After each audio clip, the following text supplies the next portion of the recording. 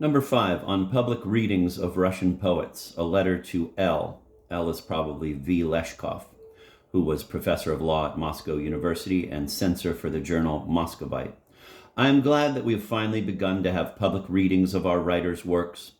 I have already been written to from Moscow about this. Various contemporary literary productions have been read there, and my tales were among the number.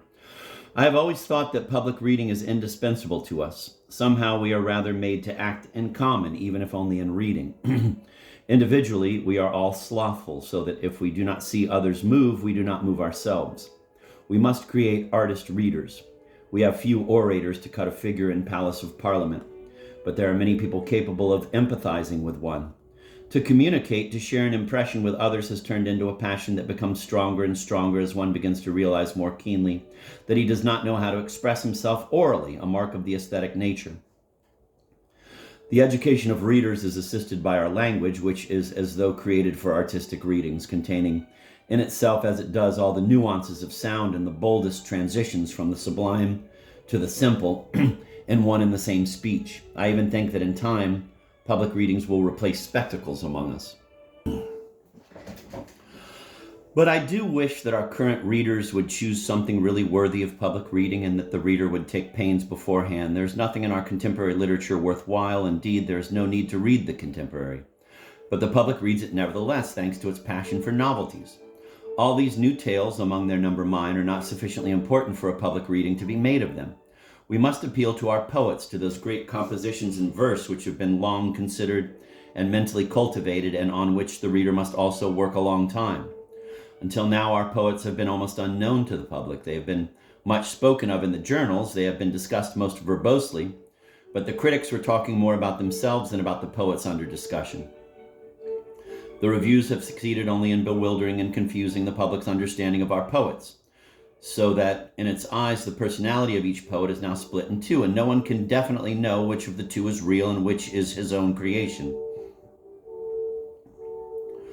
Only skillful reading can establish a clear understanding of them, but of course the reading must be done by the kind of reader who is capable of reproducing all the subtle features of what he is reading. For that, we do not need an ardent young man who is rashly prepared without taking a breath to read in the course of one evening a tragedy, a comedy, an ode, and anything else that may strike his fancy. Proper reading of a lyric work is no bagatelle. Long study is needed for it. One must sincerely share with the poet those lofty sensations with which the poet's soul is filled.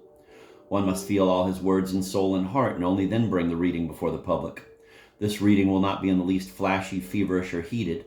On the contrary, it can even be very calm, but an unknown force will be heard in the voice of the reader, the witness of a really moved internal state. This force will be communicated to everyone, and it will work a miracle. Even those whom the sounds of poetry have never shaken will be touched.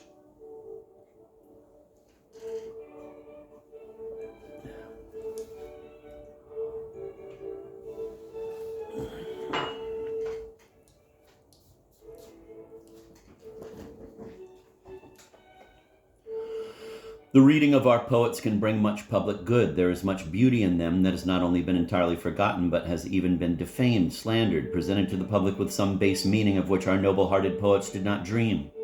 I do not know whose was the idea of turning these public readings into benefits for the poor, but the idea is a fine one. It is especially to the point now when there are so many in Russia suffering from hunger, conflagrations, diseases, all kinds of misfortunes. Perhaps the souls of the poets who have left us will be consoled by such a use of their works. 1843.